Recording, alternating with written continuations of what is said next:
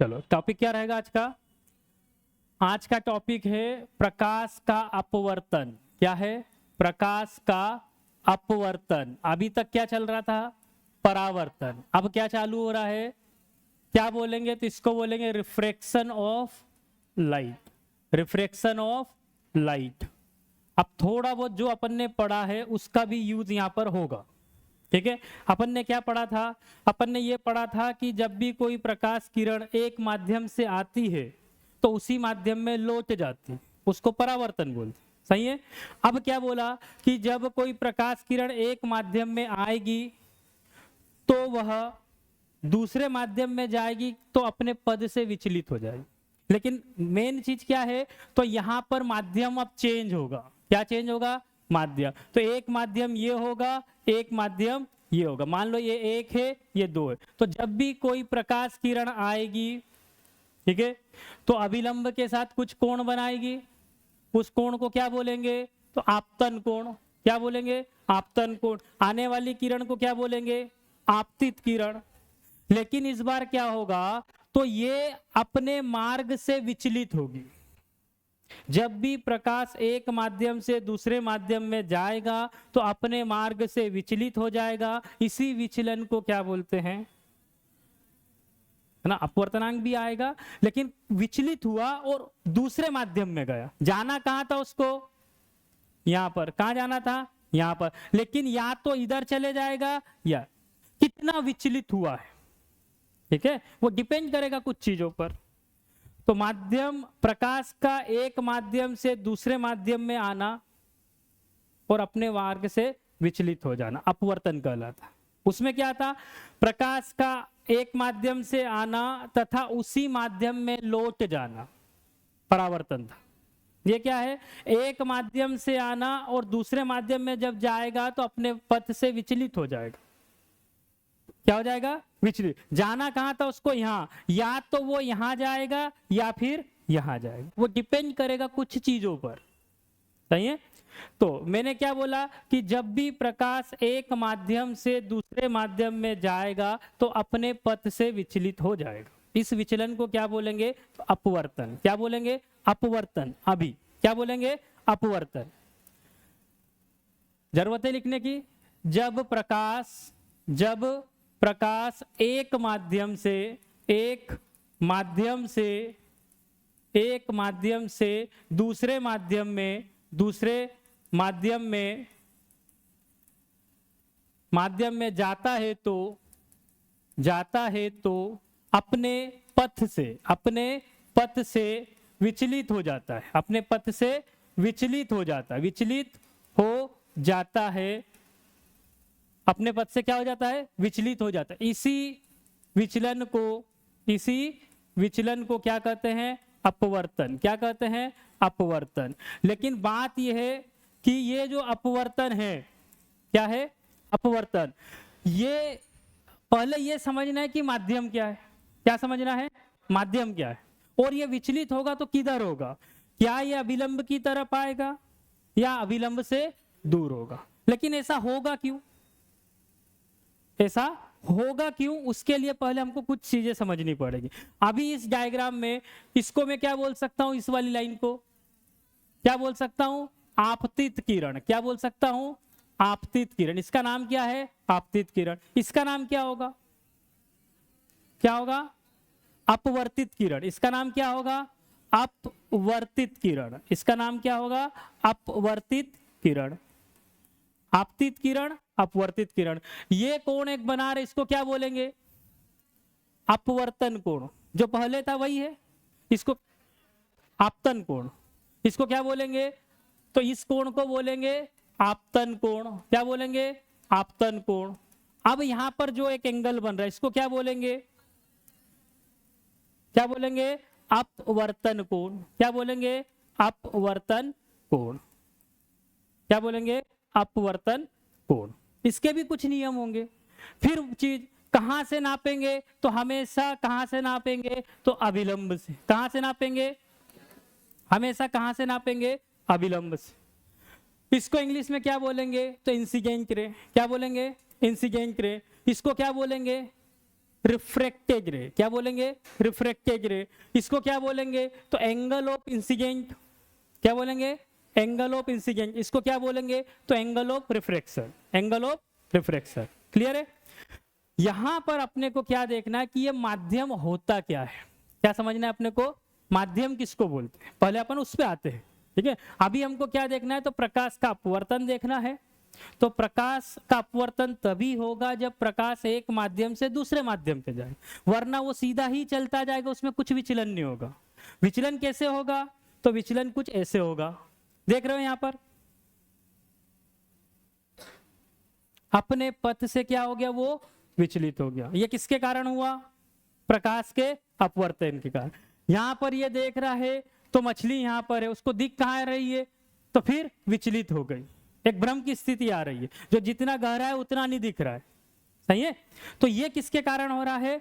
तो जब प्रकाश किरण, यहां पर क्या है? तो यहां पर हवा है, यहां पर क्या है? पानी है। तो एक माध्यम से दूसरे माध्यम में जा रही, एक माध्यम से दूसरे माध्यम में जा रही है, तो क्या हो रहा है? वो अपने मार्ग से विचलित हो रही। यहां पर भी क्या है? तो यहां पर भी क्या है? तो हवा है। यहां पर नीचे क्या है? तो पानी है। तो एक माध्यम से दूसरे माध्यम में जाएगी तो क्या होगी? अपने मार्ग से विचलित होगी।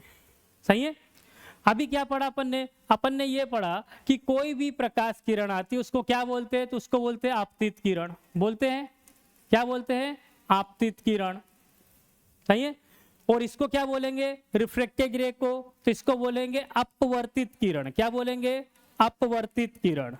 लेकिन ये जो इसका यहां से आती, इसको जाना कहां था? यहां, लेकिन अपने मार्ग से क्या हो गई? विचलित हो गई। अब कहां चले गई?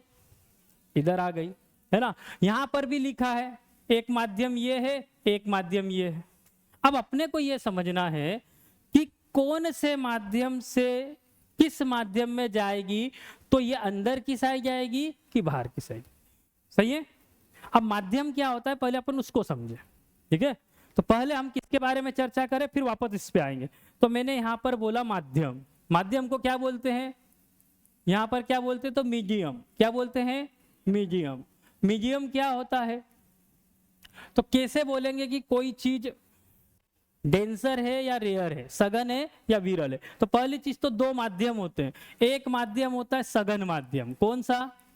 सघन माध्यम। और दूसरा माध्यम होता है विरल माध्यम। दूसरा क्या होता है? विरल माध्यम। एक होता है सघन माध्यम, दूसरा होता है विरल माध्यम। सघन माध्यम को इंग्लिश में क्या बोलेंगे? तो इसको बोलेंगे डेंसर मीडियम। क्या बोलेंगे? Denser medium. विरल माध्यम को क्या बोलेंगे? तो इसको बोलेंगे रेयरर मीडियम। क्या बोलेंगे? Rarer medium. कितने माध्यम होते हैं? दो। किसको सघन बोलेंगे? अब बात ये आती है, किसको सघन बोलेंगे? सघन किसको बोलेंगे? तो तभी बोल पाएंगे जब एक और होगा जिससे कंपेयर करें। यदि मैं बोलूं कि पानी सघन है, तो आपने कंपेयर हवा से करा, लेकिन मैंने बोला ग्लास सघन है, तो फिर कंपेयर किससे हो रहा है उस पर डिपेंड करेगा। यदि डायमंड से करेंगे तो ये विरल हो जाएगा। तो बात किस पे डिपेंड है कि सघन और विरल किस पे डिपेंड करेगा? जिस माध्यम में। अब एक शब्द लिख रहा हूं, यहां देखना, मैंने एक शब्द लिखा घनत्व। क्या लिखा? घनत्व। क्या शब्द लिखा? घनत्व। घनत्व का मतलब क्या होता है? डेंसिटी। क्या मतलब होता है? डेंसिटी। हवा की डेंसिटी ज्यादा या पानी की डेंसिटी ज्यादा? किसकी डेंसिटी ज्यादा? पानी की डेंसिटी ज्यादा कि ग्लास की डेंसिटी ज्यादा? ग्लास की ज्यादा कि डायमंड की ज्यादा? किसकी ज्यादा? तो घनत्व समझते हैं। तो जितना ज्यादा घनत्व होगा तो प्रकाश की चाल ज्यादा होगी कि कम हो? यदि घनत्व कम तो प्रकाश की चाल ज्यादा, यदि घनत्व ज्यादा तो प्रकाश की चाल कम। समझ में आया कि नहीं आया? यदि यहाँ पे कुछ नहीं है और मैं एक लाइट को फोकस मारता हूं तो बहुत दूर जाएगा, लेकिन यहाँ पे मान लो क्या हुआ, बहुत कोहरा आ गया, घनत्व बढ़ गया, अब लाइट कितनी दूर जाएगा? कम दूर। तो ये मैंने लिखा घनत्व। लेकिन यहां पर जो घनत्व होगा, ऐसा नहीं कि लकड़ी पत्थर इनकी बात करें, यह घनत्व कौन सा होगा? तो प्रकाश का। किसका घनत्व होगा? तो यहां पे एक शब्द यूज करेंगे जिसको बोलेंगे प्रकाशीय घनत्व। क्या बोलेंगे? प्रकाशीय घनत्व। और प्रकाश को क्या बोलते हैं? तो इसको बोलते हैं ऑप्टिकल। क्या बोलते हैं? ऑप्टिकल। तो यदि कहीं पर भी ऑप्टिकल डेंसिटी ज्यादा होगी तो मैं बोल सकता हूं कि लाइट की स्पीड कम होगी। ऐसा मैं बोल सकता हूं क्या, कि नहीं बोल सकता? पहले तो ये शब्द को समझो, फिर हम आएंगे सघन है कि विरल है। बोल सकते क्या ऐसा? यदि प्रकाशीय घनत्व ज्यादा तो प्रकाश की गति कम, बोलो ऐसा बोल सकते हैं? तो फिर यहां पर मैं क्या बोल सकता हूं इस केस में? यदि विरल का मतलब क्या होगा? तो इसका मतलब होगा कि इसका प्रकाशीय घनत्व क्या होगा? कम होगा, और इसमें प्रकाश की गति क्या होगी? तो ज्यादा। ऐसा बोल सकते हैं क्या? ऐसा बोल सकते हैं क्या? तो मैं बोलूंगा कि विरल माध्यम उसको बोलते हैं जिसमें प्रकाश की गति ज्यादा होती, और सघन माध्यम उसको बोलते हैं जिसमें प्रकाश की गति कम होती। डिपेंड करता है कि दिया क्या है। सही है? एग्जाम्पल क्या लिया अपन ने? बोला कि यहां पर दिया हवा और यहां पर दिया पानी, और मुझे पता करना है कि कौन सा सघन है कौन सा विरल है। सही है? तो मैंने देखा कि हवा जो है उसमें प्रकाश की गति ज्यादा होती। सही है क्या? मतलब उसका घनत्व क्या होगा? इसका हवा का घनत्व क्या होगा? तो ये कम होगा। सही है क्या? इसका मतलब इसके अंदर स्पीड जो होगी वो क्या होगी? बोल सकते हैं ऐसा? यदि पानी है इसके कंपैरिजन में तो इसका घनत्व ज्यादा है, इसका मतलब इसकी स्पीड कम होगी। ऐसा बोल सकते हैं? दूसरा एग्जांपल अपन ने क्या लिया कि एक ग्लास क्या है? एक ग्लास है, और दूसरा क्या है? डायमंड है, हीरा है। अब इसमें कौन सघन कौन विरल है? तो जिसका घनत्व ज्यादा वो सघन। किसका घनत्व ज्यादा होगा? मतलब इसका ये क्या हो गया? तो ये सघन हो जाएगा, और ये क्या हो जाएगा? विरल हो जाएगा। यहां पर कौन सघन होगा? जिसका घनत्व ज्यादा, तो ये क्या हो जाएगा? सघन हो जाएगा। ये क्या हो जाएगा? विरल हो जाएगा। ऐसा बोल सकते हैं? तो अपन दो तरीके से पहचान सकते हैं। यदि अपने को उसका घनत्व पता है तो, और यदि अपने को यह पता है कि उसमें प्रकाश किस तरीके से चल रहा है तो पता कर सकते हैं सघन और विरल। तो फिर क्वेश्चन क्या आएगा? ये इतना क्लियर है क्या सघन और विरल? अभी आगे इसको और क्लियर करेंगे जब हम शब्द यूज करेंगे अपवर्तनांक। क्या यूज करेंगे? अपवर्तनांक। अभी हमने क्या शब्द यूज करा? घनत्व। कौन सा घनत्व? प्रकाशीय घनत्व। क्यों? क्योंकि लाइट की बात करेंगे, प्रकाश की बात करें। इतना क्लियर है?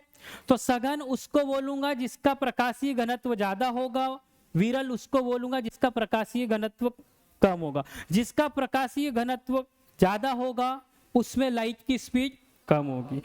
फिर मैं ऐसा भी बोल सकता हूं कि यदि सघन माध्यम है इसका मतलब इसमें प्रकाश धीमी गति से चलेगा। बोल सकता हूं? यदि कोई सघन माध्यम है तो मैं ये बोल सकता हूं कि इसमें जो प्रकाश होगा वो धीमी गति से चलेगा। प्रकाश की गति कैसी होगी? तो बोल सकता हूं कम होगी।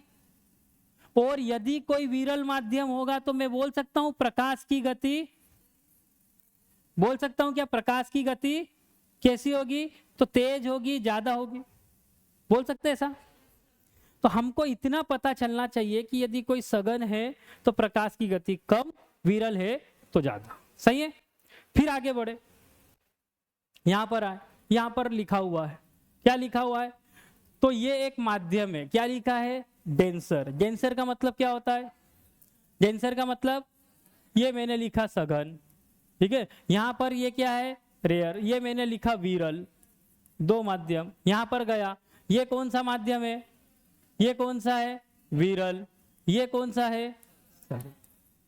अब बात ये आती है कि क्वेश्चन ये आता है कि जब प्रकाश किरण किसी सघन माध्यम से विरल माध्यम में जाती, या तो क्या होगा? किसी विरल से सघन में। ये होगा तभी विचलन होगा, तभी अपवर्तन होगा, नहीं तो नहीं होगा। समझ में आ रहा है? मतलब ये दो तो लाना ही पड़ेगा, तब चैप्टर का महत्व है। पता चला अपन ये ले ही नहीं रहे तो फिर चैप्टर पढ़ने से क्या मतलब? अपवर्तन कब होगा? जब दो माध्यम होंगे। कितने माध्यम? दो। उसमें से एक क्या होना? सघन, एक विरल। तो यहां पे दो केस है। पहला केस ये बोलता है कि जब प्रकाश किरण किसी सघन माध्यम से कहां जाती है? विरल माध्यम में। और ये क्या है, तो आपतित किरण है, आपतित किरण है। इसने जाना कहाँ था, तो यहां जाना था, कहां चले गई, ये तो दूर हो गई, सही है। यहां पे क्या हुआ, तो ये आपतित किरण है, जाना कहां था, तो यहां जाना था, लेकिन ये क्या हो गई, तो ये तो पास में आ गई। नापेंगे कहां से, तो नॉर्मल, कहां से नापेंगे, नॉर्मल से। तो क्या बोलते, जब कोई प्रकाश किरण विरल माध्यम से सघन माध्यम में जाती है तो अभिलंब की ओर झुक जाती, सही है। जब कोई प्रकाश किरण सघन से विरल में जाती है तो अभिलंब से दूर हो जाती है।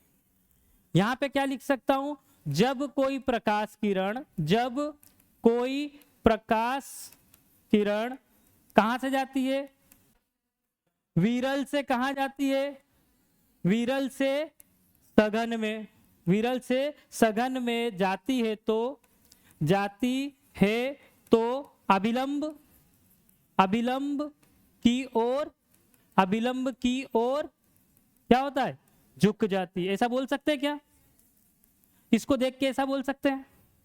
इसमें क्या बोल सकते हैं, जब कोई प्रकाश किरण, जब कोई प्रकाश किरण कहां से जा रही है, कहां से जा रही है, सघन से किस में जा रही है, विरल में जा रही है। तो जब कोई प्रकाश किरण सघन से विरल में जाती है तो, जाती है तो अभिलंब, अभिलंब से, अभिलंब से दूर हट जाती, सही है क्या, बोलो, ऐसा बोल सकते हैं। लेकिन कब बोला, जब डायग्राम था, सही है। कब बोला, जब ये डायग्राम पहले से था तो देख के बोला, सही है। अब यदि ऐसा होता कि अब मैंने यहां पर ये बनाया, ठीक है, और मैंने बोला कि ये आ रहा है, ठीक है, और मैंने बोला अब ये किधर जाएगी, किधर जाएगी, अब क्या लगेगा, माध्यम। फिर मैंने बोला ये वाला क्या है, तो विरल है, और ये वाला क्या है, सघन है। कहां से कहां जा रही है, विरल से सघन में, किधर जाएगी, किधर जाएगी, किधर जाएगी, किधर जाएगी, जब भी कहां जाएगी, विरल से सघन में, कहां जाएगी, अभिलंब की ओर झुक जाएगी, है ना। जिसको पता है बहुत अच्छी बात है, लेकिन फिर अभी भी कंफ्यूजन होगा कि झुकेगी कि दूर जाएगी, सही है। जैसे उत्तल और अवत्तल दर्पण है, ठीक है, आप कंफ्यूजन है क्या उसमें, नहीं। तो यहां पर ध्यान देना, ये कौन से माध्यम से जा रही है, तो रेयरर, कहां जा रही है, कहां जा रही है, डेंसर में, कहां जा रही है, डेंसर में। ये कहां जा रही है, तो मैंने बोला डेंसर से रेयरर में, सही है। तो मैंने बोला ये जा रही है यहां से कहां, यहां बोल सकता हूं, यहां से कहां जा रही है, यहां, ऐसे जा रही प्रकाश किरण। तो मैंने बोला कि इसका एक शब्द बना दिया, ये बन गया एक शब्द, क्या बना, तो ये एक शब्द बन गया, क्या बन गया, शब्द बन गया। यहां पे क्या हुआ, तो मैंने बोला ये किस में जा रही, तो रियर से जा रही है। तो फिर मैंने एक शब्द बना दिया, ये बीच में बी लिख दिया, अपने को तो याद करने से मतलब, सही है। ये लिखा शब्द, ये जो ए लिखा, इसका मतलब लिखा अवे, इसका मतलब होता है दूर। क्या मतलब होता है, दूर, किससे, तो अभिलंब से, किससे, अभिलंब से। किससे दूर होगी, अभिलंब से। किससे दूर होगी, अभिलंब से। ये बी लिखा, बी क्यों लिखा, तो मैंने बोला ये रबड़ लिखा, मैंने क्या लिखा, रबड़, क्या लिखा, रबड़। ये बी का मतलब क्या है, तो बेंज हो जाती है, क्या हो जाती है, बेंज। किधर होती है, तो अभिलंब की ओर, किधर होती है, अभिलंब की ओर, किधर होती है, अभिलंब की ओर, किधर होती है, अभिलंब की ओर। इसको छोड़ो, वापस आ जाओ। ये क्या है, विरल, विरल को क्या बोलते हैं, इसको क्या बोलते हैं, डेंसर। आर से डी में जाएगा, क्या लिखूं यहां, क्या लिखूं, बी, बी मतलब बेंज। किधर बेंज होगी, तो ये अभिलंब की ओर जाएगी, ये आएगा, बोलो। फिर क्या करा, फिर एक माध्यम बनाया, फिर यहां से ये आया अभिलंब, फिर एक प्रकाश किरण आई आई अब की बार मैंने बोल दिया ये सघन है। क्या बोल दिया? सघन है। कहां जा रही है? विरल में जा रही है। सघन को क्या बोलते हैं? इसको क्या बोलते हैं? डेंसर। इसको क्या बोलते हैं? रेयर। डी से कहां जाएगी? आर में, बीच में क्या आएगा? ए। ए मतलब अवे, मतलब दूर हो जाएगा। किससे दूर होगा? तो इससे दूर होगा। होगा दूर। तो पहली चीज तो अपने को इतना पता हो जाए, समझ में आ रहा है? जब भी सघन से विरल में जाएगी, मैं फिर बोल रहा हूं मत याद करो, है ना, थोड़ा सा टाइम लगेगा, 2-4 बार इसको लिखेंगे सब हो जाएगा, फिर बार बार थोड़ी लिखना है अपने को। सही है? कहां से जा रही है? सघन से विरल में। सघन मतलब डेंसर, डेंसर से रेयल में। डी से आर, बीच में आएगा ए, अवे दूर कर दो। यहां पे आएंगे, किधर आ रही है? विरल से सघन में। विरल मतलब रेयरर टू डेंसर। आर से डी में, आर से डी में, बीच में क्या आएगा? बी। बी मतलब बेंड कर दो, उसकी ओर झुका दो। किसकी ओर? अभिलंब। किसकी ओर? अभिलंब की ओर। तो कम से कम अपन इतना तो कर सकते हैं, अपने को ये पता चल जाए। क्यों? क्योंकि आगे चल के अपने को बहुत सारी चीजें देखना है, क्रांतिक कोण भी देखना है, पूर्ण आंतरिक परावर्तन भी देखना है। तो वो किस कंडीशन में होगा पहले उसको समझना पड़ेगा, नहीं तो फिर हम यहाँ पे दिक्कत हो जाएगी। वो कब होगा? जब विरल से सघन में जाएगा तब, या सघन से विरल में जाएगा तब। तो फिर वहां शब्द सही लिखने पड़े। सही है? तो जब दूर हटेगा तो धीरे धीरे धीरे धीरे 90 डिग्री पे चले जाएगा। समझेंगे उसको, वो बाद में समझेंगे। क्लियर है? ये समझ में आ गया? जब भी प्रकाश किरण कहां से जाएगी? तो जब कोई प्रकाश किरण कहां से जाएगी? सघन से विरल में जाएगी। सघन से विरल में जाएगी तो अभिलंब से क्या हो जाएगी? दूर हट जाएगी। जब भी कोई प्रकाश किरण कहां से जाएगी? तो विरल से सघन में जाएगी तो अभिलंब की ओर झुक जाएगी। और नहीं तो फिर कम से कम ये लिख दो। अब इतना कर लेना कि आपको रेयर और डेंसर पता। सही है? इतना कर सकते हैं। तो यहां पर अपन आ गए कहां तक? अपने को इतना पता चल गया कि यदि कोई भी आपतित किरण आएगी, एक माध्यम से दूसरे माध्यम से जाएगी तो अपने पथ से विचलित हो जाए। सही है? और जितना विचलित होगी उसी को क्या बोलेंगे? अपवर्तन। कितना विचलित हो रही है, उसका विचलित कब होगा? जब माध्यम चेंज होगा। सही है? तो दो कंडीशन बनेगी। एक कंडीशन में यह होगा कि अभिलंब की ओर आएगी, एक कंडीशन में यह होगा कि अभिलंब से दूर जाए। कितना हो गया? बड़े आगे आगे आते हैं। फिर यहां से अपन आए तो अब अपने को क्या देखना है? तो अपने को देखना है कि अपवर्तनांक क्या होता है। क्या देखना है? अपवर्तनांक। अपवर्तनांक किस चीज को बोलते हैं? तो मुझे अभी तक जो पता है उसके हिसाब से यदि मैं बोलूं तो मुझे यह पता है कि यदि ऑप्टिकल डेंसिटी मतलब प्रकाशीय घनत्व यदि ज्यादा होगा तो स्पीड क्या होगी? कम। ऐसा बोल सकता हूं। और क्या पता है? तो यदि प्रकाशीय घनत्व कम होगा तो स्पीड ज्यादा। इतना अभी सिर्फ मुझे पता है, मुझे ये नहीं पता अपवर्तनांक क्या होता है। ठीक है? तो अब अपन ने क्या लिखा? तो अपन ने ये लिखा कि अपवर्तनांक होता क्या है? क्या चीज? अपवर्तनांक किसको बोलते हैं? ठीक है? तो अपवर्तनांक जो होता है उससे हमको ये जानकारी मिलेगी कि प्रकाश की गति कितनी है। प्रकाश उस माध्यम में तेज चलता है या धीमा चलता है। किससे जानकारी मिलेगी? अपवर्तनांक। आपको कुछ नहीं दिया, आपको अपवर्तनांक दे दिया किसी चीज का। ठीक है? तो अपवर्तनांक दिया 2, तो आपको अंदाजा आएगा कि प्रकाश धीमा चल रहा है कि तेज चल रहा है। आपको अपवर्तनांक दिया 1, आपको अंदाज आएगा कि धीमा या तेज। तो अपवर्तनांक से मुझे यह समझ में आता है कि अपवर्तनांक यदि मुझे पता है तो प्रकाश की गति, किसकी?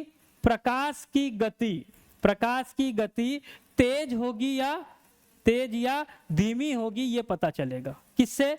अपवर्तनांक से। सही है? किससे पता चलेगा? अपवर्तनांक से। क्या पता चलेगा? प्रकाश तेज होगा या धीमा होगा। मुझे क्या पता है? प्रकाश तेज कब होगा? जब उसका घनत्व, जब घनत्व कम होगा। सही है? इसका मतलब ये हुआ कि अपवर्तनांक को यदि मैं म्यू बोलता हूं, क्या बोलता हूं? म्यू। अपवर्तनांक को क्या बोलता हूं? म्यू। ये समानुपाती होता है किसके? उसकी स्पीड के। किसके? स्पीड कहां पे, जिस माध्यम में वो जा रहा है। वी क्या है, अभी सबको लिखवा दूंगा। वी क्या है, जिस माध्यम में प्रकाश जा रहा है उसकी गति। यहां से हमको ये पता चलता है, एक चीज और मैंने लिखी कि अपवर्तनांक जो होता है वो ऑप्टिकल डेंसिटी के समानुपाती होता है। पहले यहां से आते क्योंकि ये हमको पता है, पहले इस पे आते। क्या बोला मैंने, अपवर्तनांक किसके समानुपाती होता है, घनत्व के। किसके, घनत्व। मतलब जिसका अपवर्तनांक ज्यादा उसका घनत्व ज्यादा, इतना पहले समझ लो। जिसका अपवर्तनांक ज्यादा उसका घनत्व ज्यादा। हवा का अपवर्तनांक कम मतलब घनत्व कम। डायमंड का अपवर्तनांक ज्यादा मतलब घनत्व ज्यादा। इतना समझ में आ रहा है, ठीक है। लेकिन घनत्व क्या होता है, तो स्पीड के उल्टा। क्या होता है, स्पीड के उल्टा। ये अपन ने लिखा यहां पे, पहले लिखा था। ये समानुपाती किसके, घनत्व। और घनत्व किसके उल्टा है, तो फिर मैंने क्या लिखा, ये v क्या है, तो मैंने बोला स्पीड है। क्या है, स्पीड। तो अपवर्तनांक स्पीड के व्युत्क्रमानुपाती होता है। कैसे होता है, व्युत्क्रमानुपाती। और जब भी ये चिन्ह हटेगा तो एक कांस्टेंट आएगा, यहां पर वो कांस्टेंट क्या है, तो c है। क्या है, c है।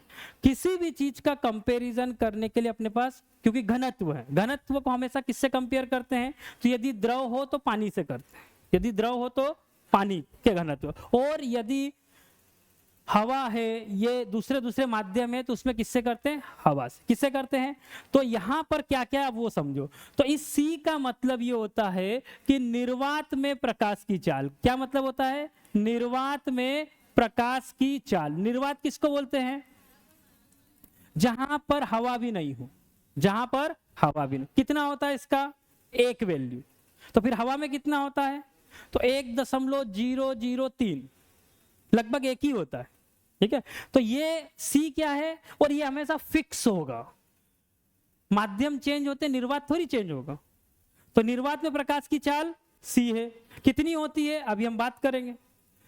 V क्या है, तो मैंने बोला कोई भी जो माध्यम होगा, कोई भी होगा, वो सघन होगा, विरल होगा, जो भी होगा, उस माध्यम में प्रकाश की चाल। माध्यम में किसकी, प्रकाश की चाल। किसमें, माध्यम में किसकी, प्रकाश की चाल। और म्यू क्या है, तो क्या है, तो माध्यम का अपवर्तनांक। किसका, माध्यम का अपवर्तनांक। किसका निकालेंगे, तो माध्यम का अपवर्तनांक। किसका, माध्यम का अपवर्तनांक। अब ध्यान देना क्या क्या बोला मैंने। मेरे पास एक फार्मूला आया। फार्मूला क्या है, जनरली यहां पर आपको हो सकता है m लिखा हुआ मिले, यहां पर m मिले। उस m का मतलब है किस मीडियम में पूछा गया है। अभी हमने कुछ नहीं लिखा, हमको यहाँ पे वैल्यू सिर्फ इसकी पता है। क्या पता है, निर्वात में प्रकाश की चाल कितनी होती है, 3 × 10⁸ मीटर पर सेकेंड, या फिर इसको क्या बोलेंगे, तो 3 लाख किलोमीटर प्रति सेकेंड। इतना चलता है प्रकाश 1 सेकंड में निर्वात में। किसमें, निर्वात में कितना चलता है, 3 लाख किलोमीटर प्रति सेकेंड। और समझ में, इतना चलता है निर्वात में। तो फिर हवा में कितना चलेगा, उसके बाद पानी में कितना चलेगा, उसके बाद पानी के बाद किस में आएंगे, तो ग्लास में कितना चलेगा, डायमंड में कितना चलेगा। ये सब यदि हमको अपवर्तनांक पता हो तो हम इसकी वैल्यू, या हमको एक चीज तो पता है, यदि दूसरे का स्पीड दे दी तो अपवर्तनांक निकाल सकते हो, और अपवर्तनांक दिया तो मैं स्पीड निकाल सकता हूं। कैसे निकाल सकता हूं, तो मेरे पास एक फार्मूला आया। क्या आया, तो मैंने बोला एक फार्मूला आया जो था C/V। सही है, C मुझे पता है। और मैंने बोला कि एक ग्लास है। क्या है, क्या है, ग्लास। इसका अपवर्तनांक जो है 1.5 है। कितना है, 1.5 है। तो मुझे क्या पता चल गया, अपवर्तनांक। क्या पता चल गया, अपवर्तनांक। अब मुझे यह देखना है कि इसमें प्रकाश की गति कितनी होगी, प्रकाश की गति कितनी होगी। तो मैंने क्या करा, तो मैंने ये लिखा, ये 1.5, C का मतलब होता है 3 × 10⁸। ये मुझे निकालना है।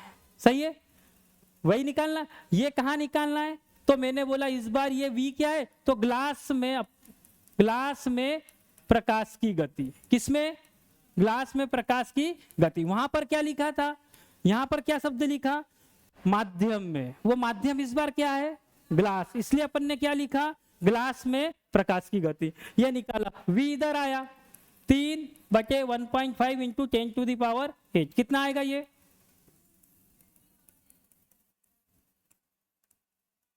क्या बोलूंगा, ग्लास में प्रकाश की गति, ग्लास में प्रकाश की गति, ग्लास में प्रकाश की गति कितनी होगी, 2 × 10⁸ मीटर पर सेकेंड। वो 3 लाख किलोमीटर था, ये 2 लाख किलोमीटर। कम हुआ कि ज्यादा हुआ, कम हुआ कि ज्यादा हुआ, कम हुआ। क्यों, म्यू की वैल्यू जैसे जैसे बढ़ेगी प्रकाश की गति वैसे वैसे कम होती। तो म्यू हमको क्या जानकारी दे रहा है, यदि किसी का म्यू 1 हुआ, क्या हुआ 1, मतलब वो गति निर्वात में होगी, उससे कम नहीं हो सकता। इससे जैसे जैसे बढ़ते जाएंगे, यदि मैं बोलूं म्यू की वैल्यू 3 है तो वो माध्यम सघन है कि विरल है, बहुत ज्यादा सघन, कैसा है, इतने गुना उसकी वैल्यू क्या हो जाएगी, कम हो जाएगी। समझ में आ रहा है कुछ। तो वैसे ही अपने को 4-5 चीजों के अपवर्तनांक याद करने पड़े। किसका, तो यदि हवा का पता हो गया, ग्लास का पता हो गया, पानी का पता हो गया, और किसका पता हो गया, तो म्यू की वैल्यू क्या क्या डिपेंड करती है, तो मैंने लिखा हवा, उसके बाद लिखा पानी, उसके बाद लिखा ग्लास, और उसके बाद लिखा डायमंड। ये 4 चीजों के कम से कम अपने को पता हो। क्या निकालना है, तो मैंने बोला हमको क्या निकालना है, तो म्यू की वैल्यू, क्या निकालना है, म्यू की वैल्यू। तो ये म्यू की वैल्यू हमने यहाँ रखी, ठीक है। कितनी होती है, तो हवा में कितनी होती है, तो निर्वात में कितनी होती है, 1 होती है। निर्वात में कितनी होती है, 1, लेकिन हवा में कितनी होती है, तो 3 जीरो के बाद 3 आएगा, 1 बोल सकते हो, 1। लेकिन मान लो क्वेश्चन ही ये पूछा कि हवा में कितनी होती है, और आपको आंसर ऐसे आए, कैसे आए, 1.003, 1.03, 1.3, 1.003, तब तो यही बोलना पड़ेगा, सही है। दूसरा किसका आता है, पानी में कितनी होती है, किसमें, पानी में। तो पानी में कितनी होती है, तो पानी के अंदर इसकी गति जो होती है वो 1.33। यहाँ पर कितना अपवर्तनांक होता है, तो मैंने बोला 1.5। यहाँ पर कितना होता है, 2.42। इतना अपने को याद करना पड़ेगा। इससे मुझे क्या जानकारी मिली, इससे मुझे ये जानकारी मिली कि जैसे जैसे अपवर्तनांक बढ़ते जाएगा प्रकाश की गति कम होते जाएगी, प्रकाश की गति कम होते जाए। तो फिर मैंने यहाँ पे एक और कॉलम बना दिया, ये लिख दिया मैंने स्पीड। क्या लिख दिया, स्पीड। हवा में कितनी होती है, तो हमने बोला 3 × 10⁸ ये किस में होती है, हवा में। उसके बाद क्या 1.33, इसको सॉल्व करोगे आएगा 2.25 × 10⁸। इसको करोगे क्या आएगा 2.0 × 10⁸। इसको करोगे तो यहाँ पे क्या आएगा 1.25 × 10⁸। सॉल्व करते जाओ। इसके पहले अभी सॉल्व करा आपने, किसका करा, ग्लास का करा, आया 2। ग्लास का अपन ने दिया था, ये इतना है अपवर्तनांक, स्पीड बताओ, अपवर्तनांक ये, स्पीड क्या है, आया। क्या क्या जानकारी मिल रही, म्यू आपको बताता प्रकाश की गति कितनी, म्यू बढ़ेगा गति कम होगी। म्यू किस पे डिपेंड है, डेंसिटी पर। डेंसिटी बढ़ेगी गति कम होगी, डेंसिटी बढ़ेगी गति कम होगी। ये सब अभी देखो, शुरुआत से देखो क्या लिखा अपन ने,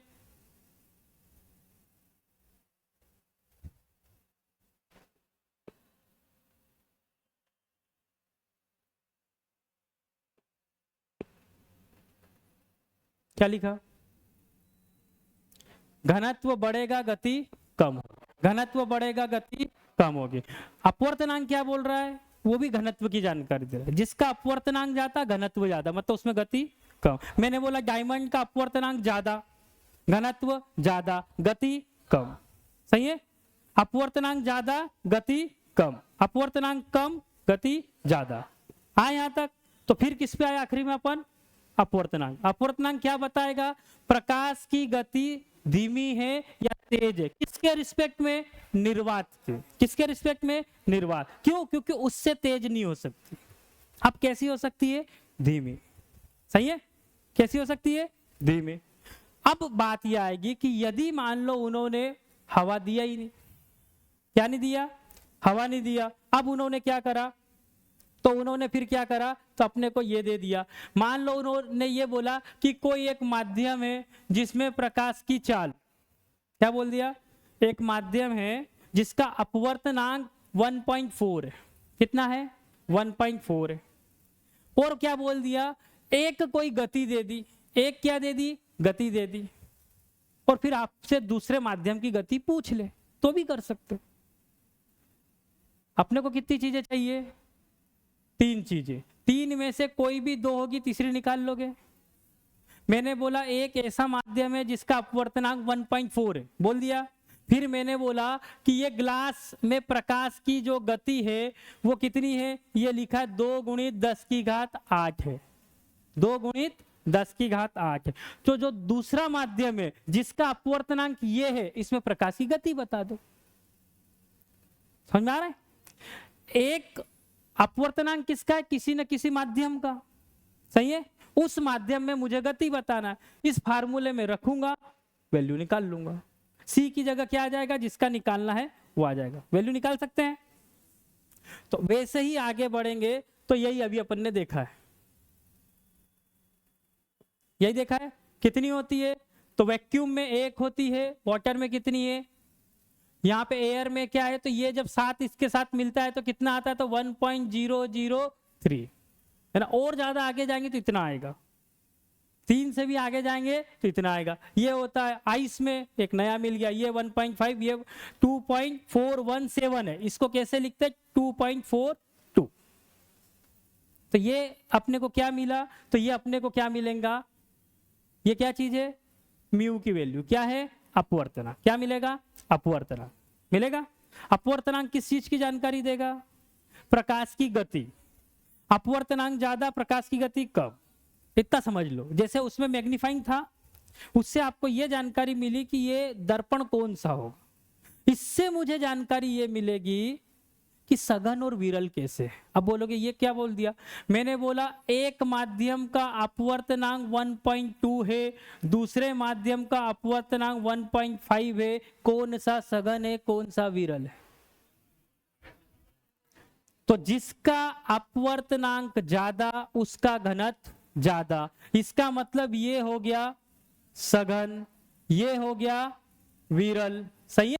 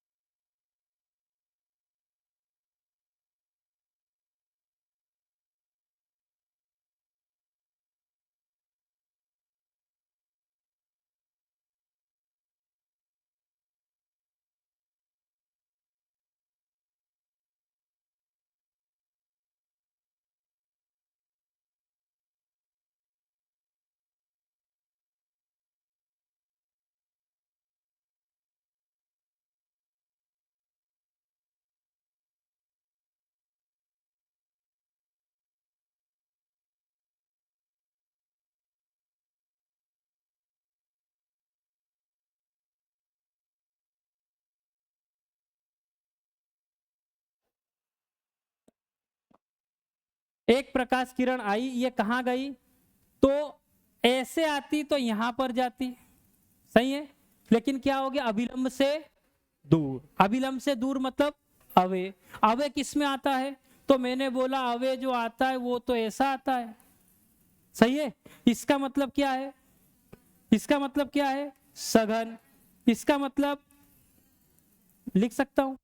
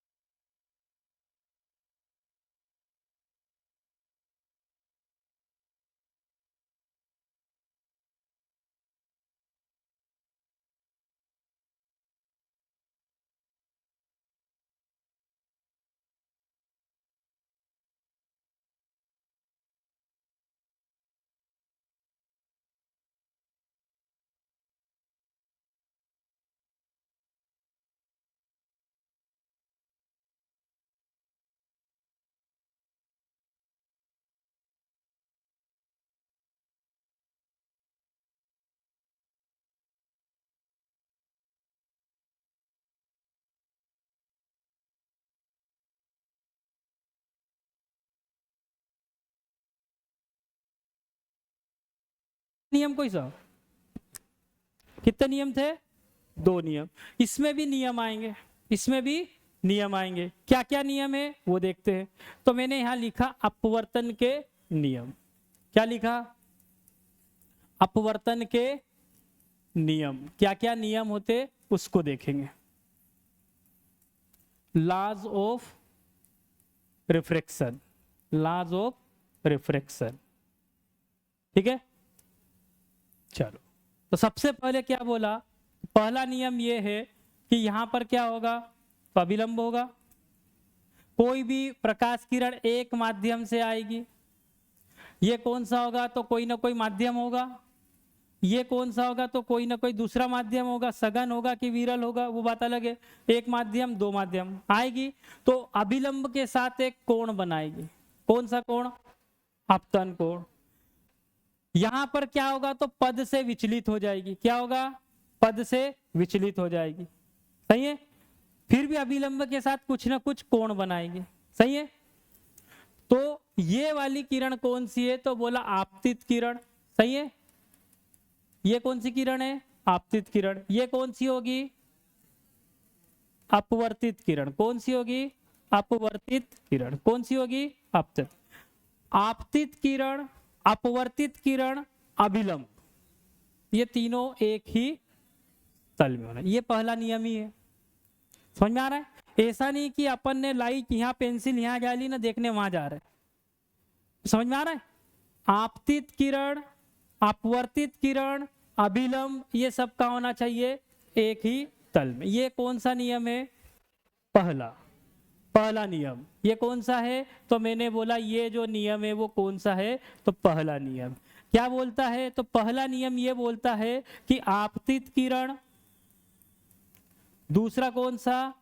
अपवर्तित किरण, आपतित किरण, अपवर्तित किरण और अभिलंब, और अभिलंब, ये सब कहां होना चाहिए?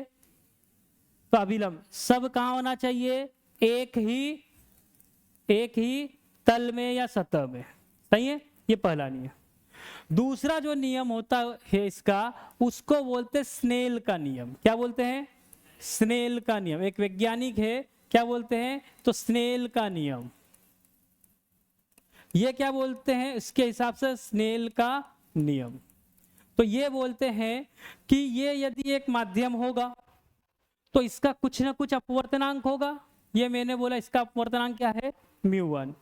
ये दूसरा माध्यम है तो इसका भी क्या होगा? कुछ ना कुछ अपवर्तनांक होगा।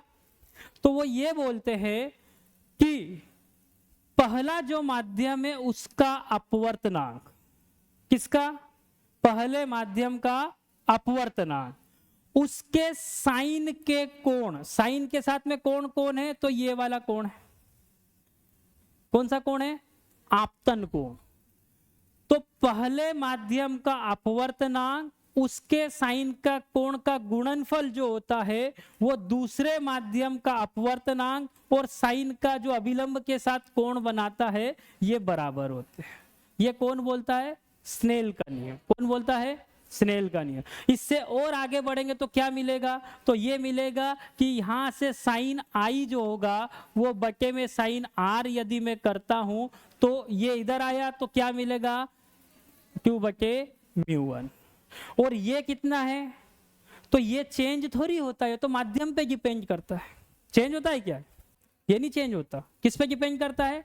माध्यम पर। हाँ, एंगल की वैल्यू चेंज होगी। ये 30 डिग्री से आपतित हो रहा है, 45 से हो रहा है, 50 से हो रहा है, और विचलन के बाद ये भी चेंज होगा।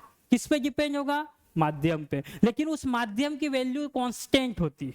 हवा है, इसमें कहीं से भी आपतित करो अपवर्तनांक एक ही होगा। पानी है, उसमें कहीं भी ले जाओ, यहां पे वहां पे वहां पे वहां पे, अपवर्तनांक सेम होगा।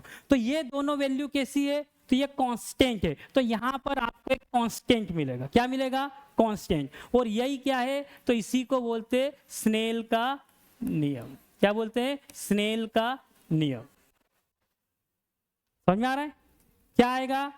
तो जिस एक माध्यम का अपवर्तनांक तथा उसी माध्यम में साइन का एंगल, दूसरे माध्यम के अपवर्तनांक और साइन के एंगल के गुणनफल के बराबर होता है। यहां से फिर ये वैल्यू निकाल, इसको क्या बोलते हैं, स्नेल का नियम। ये दो नियम लगेंगे किसमें, अपवर्तन के नियम में। पहला नियम ये वाला, दूसरा नियम ये वाला। ये दो नियम के आधार पे आगे हम काम करेंगे।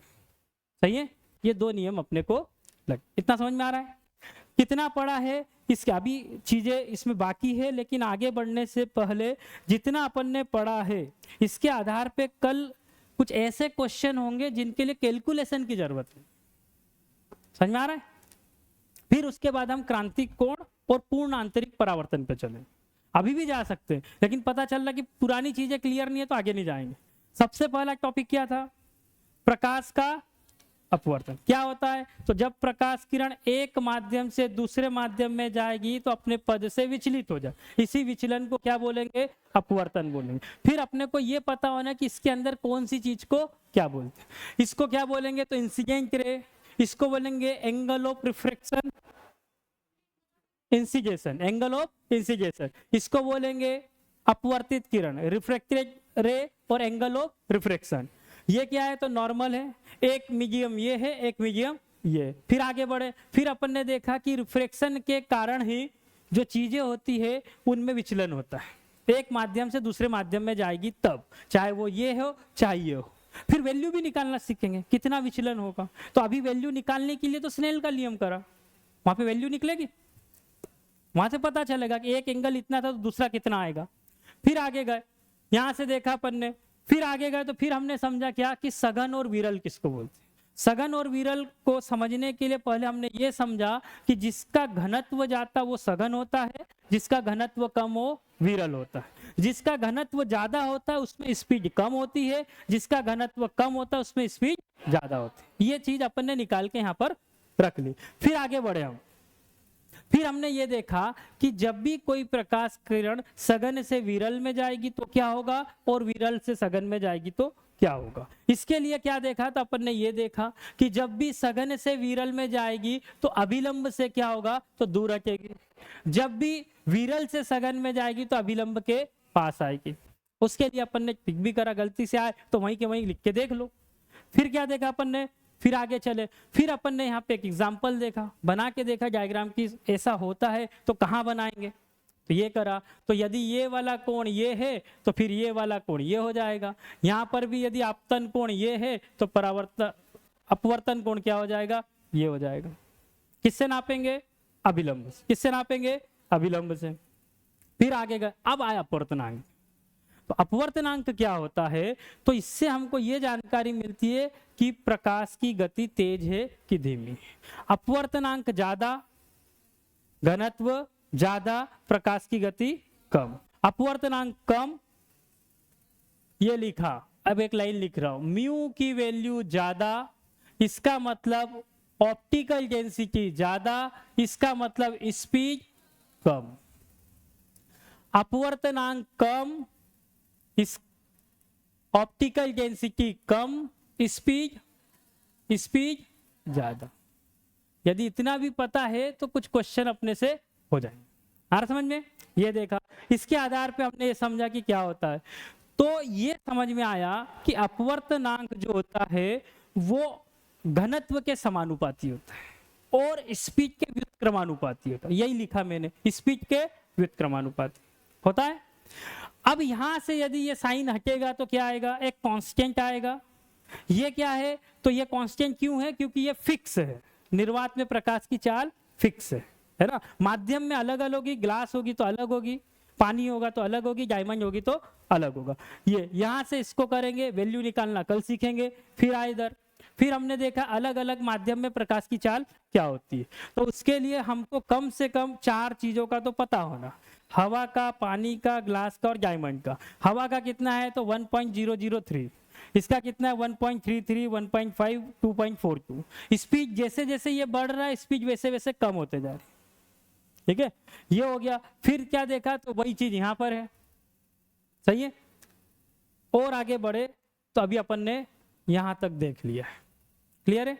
इसके बाद इतना जितना हुआ है इसके आधार पर क्वेश्चन कैसे पूछे जाएंगे उसको भी करना पड़ेगा, नहीं तो फिर क्या होगा, पढ़ते जाओ फिर समझ में नहीं आएगा। क्वेश्चन जब पूछेंगे तब ये क्लियर होगा। अभी भी थोड़ा कंफ्यूजन रहेगा। क्यों? क्योंकि अभी हमको ये समझ में नहीं आ रहा कि पूछेगा क्या। सही है, लेकिन जब क्वेश्चन सामने आएगा ना तो फिर अच्छा ये पूछ रहा है, ये मीनिंग थी। क्लियर है? तो फिर क्या करेंगे, तो पहले इस पे कुछ क्वेश्चन देखेंगे, फिर आगे हम बढ़ेंगे तो फिर हम समझेंगे आगे की चीजें, जो कि क्या होगी, क्रांतिक कोण क्या होता है, फिर हम समझेंगे पूर्ण आंतरिक परावर्तन क्या होता है। ये दो चीजें, इसके बाद जब तक ये क्लियर नहीं होगा तब तक आगे का नहीं आएगा। क्लियर है इतना? तो इतना रखो, बाकी का अपन कल करेंगे। ठीक है।